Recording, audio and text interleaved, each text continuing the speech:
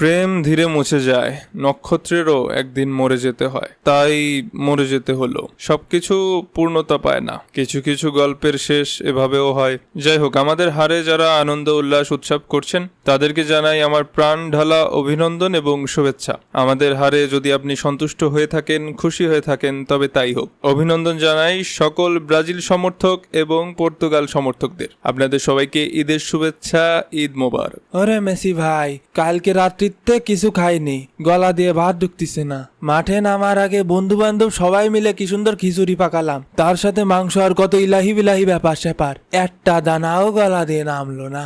আমাদের magical moment ফেরি teller লেখা হলো না ভাই। মনটা ভীষণ ভার হয়ে রয়েছে, ভীষণ কষ্ট।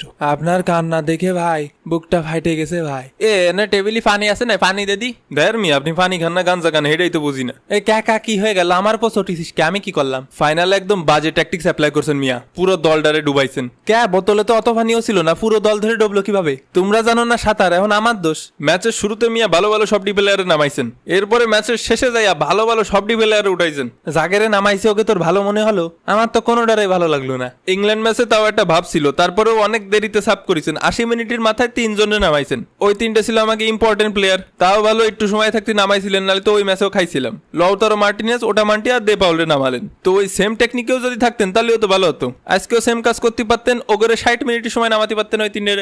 এরপরে দেখলেন যে ফের্নান্দেজ কাট খাইছে। আমার সাথে ছিল শুধুমাত্র একটা স্ট্রাইকার আলভারেজ, ওরেও বিশাল ইম্পর্টেন্ট সময় আপনি উঠে নিলেন, উঠে নিয়ে নামালেন আছে ডিফেন্ডারে। এরপর রোমেরোরে তো উঠালেনি, তার সাথে কালকে যে পরিমাণ মাঠে মারামারি গুতোগুতি হয়েছে, যদি পট করে আমার মুখের পুরো একটা কষে দিত, আমার কিছু বলার ছিল না, করার ছিল। আমার তো হা করে তাকায় থাকতে হতো যে ভাতিজার দল চাচারে এসে মাইরে গেছে। তো এইসব ঘটনাতে আমার সেফ দায়িটা দে ফাউল। ও নাই খেলা পারে না বুঝলাম, কিন্তু আমার ডিফেন্ড তো করতে পারে। হয় নেও নেও, এখন সব দোষ আমার, আমি আমি আমি অবসর করে ফেলবানি। হয় সমস্যা নেই, একসাথেই নিবানি। আর কোচ দুঃখের কথা কি কব, বুঝলাম যে আমরা খেলিছি ডিফেন্সিভ, আমাকে টার্গেট ছিল পেনাল্টি শুট আউটে যাওয়া। তাই এডেরে ডিফেন্সিভ খেলা কয়? 11টা বল যদি গোলকিপারের ঠেকানো লাগে তাহলে ওরে ডিফেন্সিভ খেলা কয়। তাহলে ওরা যদি ডিফেন্স করে তা আমি কি করলাম? আজকে যদি শুধু আমি না থাকতাম রে কাকা, 7-1 আরেকটা হিস্টোরি হয়ে যেত। তখন যৌথভাবে 7 আপ উদযাপন করতে পারতেন। আরে মনি, অত কি আমি বুঝেছি নাই? কে বোঝেননি কা? হাফ টাইম পর্যন্ত যখন এতগুলো শট খেলাম, তখন তো আপনার বোঝা উচিত ছিল এই ডিফেন্সিভ অ্যাপ্রোচ কাজে লাগবে না। ওরে হয় ধরছে কালকে পর্যাপ্ত পানি পাইনি, পানি খাইনি, মাথা মুথা ঠিক ছিল না, আর কাজও করতেছিল না, বিশাল প্রেশার গেছে।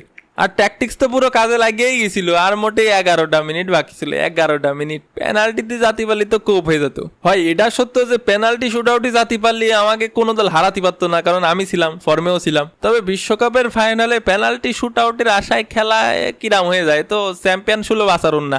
বিষয়টা আমাকে সাথে যায় না কাকা। 1966 সালের পরে এই প্রথমবার 3টি দল বিশ্বকাপের ফাইনালে অন টার্গেটে কোনো শুট করতে পারিনি, 0-0 ডাব্বা ডাব্বা। এবং সেই 3টি দল হলো 1 আর্জেন্টিনা, 2 আর্জেন্টিনা এবং 3 আর্জেন্টিনা। ধর বেটা ভাগ, রাউন্ড অফ 16 বাড়ি চলে গেছে আর 1 মাস আগে, এমন কথা কস। আমরা তো গত 12 বছরে 3বার ফাইনালের মুখ দেখছি, তোরা তো তাও দেহস নাই। ওইরাম খেলা দিয়ে চাইতে ফাইনালে না যাওয়াই ভালো হয়। পুরো বিশ্বকাপ ধরে কি সুন্দর দুর্দান্ত কামব্যাক দিলাম, সেগুলো তো আর দেখবা না। ও ব্রাজিল ফ্যানকে খাইয়ে দেয় কামনে, রাত জেগে আপনাকে খেলা দেখবেনি। তবে ফাইনাল কাকা, ফাইনাল কিন্তু সবাই দেখিছে, পুরো এক্সপোজ খাইয়ে গেছেন। স্পেনের সাথে পুরো এক্সপোজ খাইয়ে গেছেন। নেন আপনিও বিদায় নেন, আপনার কোচও বিদায় নিক, আর্জেন্টিনাও আগামী 1 যুগের জন্য বিদায় নিক। তা ভালো কইছি, সেই বিশ্বকাপটা না খেললেও ভালো হতো।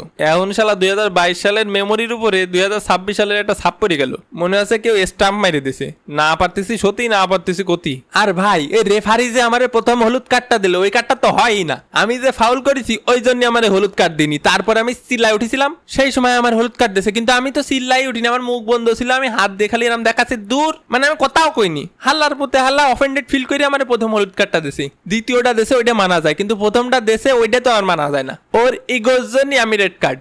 আমি আলভারেজ আর আপনি থাকলে একটা কাহিনী ঘটা দিতাম। আর লিওনার্দো পাইরে দেশে, তোর কি একবারও আর্জেন্টিনার মান সম্মানের কথা বা আমার মান সম্মানের কথা মনে পড়লো না? কি করবো ভাই, খেপাচ্ছিল।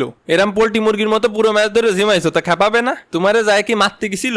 কি অদ্ভুত আচরণ, গলা টিপে ধরিস তুই। তারপরে আবার একটা প্লেয়ার পড়ে গেছে, ওর গেঞ্জি ধরে টাইনে উপরে উঠলি। রাখলি নে মান সম্মান, আর রাখলি নে, এমনি চোর শুনতে শুনতে কান ফসে যাচ্ছে। এখন আবার তোর জন্য শোনা লাগতেছে যে শিক্ষার অভাব। ভাই বুঝতে পারিনি, চুপ থাক। তো যাই হোক, আমি তো জিততে পারিনি, তাই বলে যে অত্যন্ত বেজার হয়েছি বিষয়টা সেরকম না। আমাকে বার্সেলোনার ছেলেরা জিতেছে, আমার ক্লাবের ছেলেরা জিতেছে। 19 বছর আগে যে ইয়ামালরে গোসল করায় আইছিলাম, সেই ইয়ামাল 19 তারিখে 19 নাম্বার জার্সি পরে 19তম বছরে কাপ নেছে, এতে খুশির আর কি হতে পারে। আর আর্জেন্টিনা আর বার্সেলোনা তো সবসময় একই সূত্রে গাথা। হাসির কথা আর কি কব ভাই, দুঃখের মধ্যেও হাসি লাগে। কালকে দুটি দলের বেহায়া সমর্থকেরা সবগুলো রিয়াল মাদ্রিদের সাপোর্টার, বার্সেলোনার দুই চোখে দেখতে পারে না সারা বছর। এগুলো আমাকে বার্সেলোনার সব প্লেয়ারের সাপোর্ট করছে। 19 বছরের একটা ছোট বাচ্চারাও ছাড়িনি, ওরে ওদের আব্বা বানায় ফেলিছে। কি একটা অবস্থা, মানে ধরেন যে কতগুলো যুগ ধরে কেউ কাপের মুখ না দেখলে এরম বেহায়া হয়ে যায়। এই বিশ্বকাপ জিতে কি হবে? আমার কাছে ইউরো 2016 আছে, যা এখনকার যুগের বিশ্বকাপ জেতার সমান। ওই যে আইসারটা জলাতঙ্কের রুগী, তা আমাকে অভিনন্দন যে জানালেন এর জন্য আপনাকে অনেক ধন্যবাদ মেসি ভাই। কিন্তু এই কাপটি আমি আমার আইডল নেইমারকে উৎসর্গ করলাম। ও মেসি ভাই, ইয়ামাল কি কলো ভাই?